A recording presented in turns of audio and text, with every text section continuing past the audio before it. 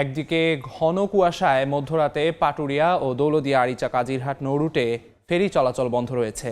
মাঝ নদীতে আটকা পড়েছে 6টি ফেরি। এ বিষয়ে জানাতে পাটুরিয়া ঘাটে আছেন রিপোর্টার মোহাম্মদ ইউসুফ আলী। সরাসরি চলে যাচ্ছি তার কাছে। এই যে ৭ ঘন্টা অতিবাহিত হয়ে গিয়েছে, বাদল যেভাবে বলেছে ঠিক একই রকম কিন্তু এই পাটুরিয়া দৌলতদিয়া চারপাশে কিছুই দেখা যাচ্ছে না। ৭ ঘন্টা অতিবাহিত হয়েছে এই নৌরোডগুলোতে, ফেরি চলাচল বন্ধ রয়েছে।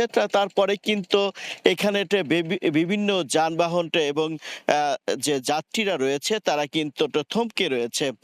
বলতে পারি তারা কিন্তু এই শীতে বেশ কষ্ট করছে এবং সেই ক্ষেত্রে রাত ১২টা থেকে এখন পর্যন্ত কিন্তু সম্পূর্ণ এই নৌরুটে নৌযান চলাচল বন্ধ ঘোষণা করছে বিআইডব্লিউটিসি কর্তৃপক্ষ।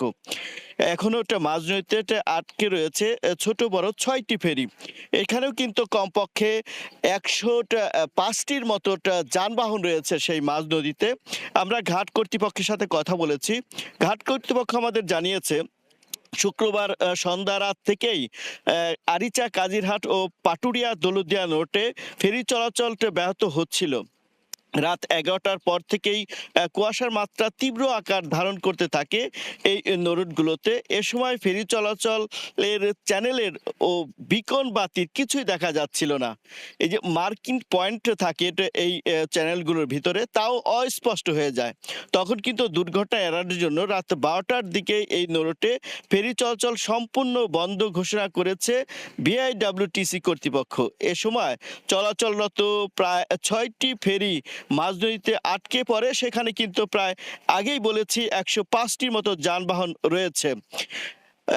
এই দিকে কিন্তু যারা ঘাট এলাকাতে এসেছে তাদের সাথে আমি কথা বলেছি। ঘাট এলাকাতে যারা এখন অপেক্ষা করছে তারা বলছে কেউ কিন্তু ৮ ঘন্টা, কেউ ৭ ঘন্টা, কেউ ৬ ঘন্টা, ৫ ঘন্টা বিভিন্ন সময় কিন্তু তারা নিয়ে এখানে অপেক্ষা করছে।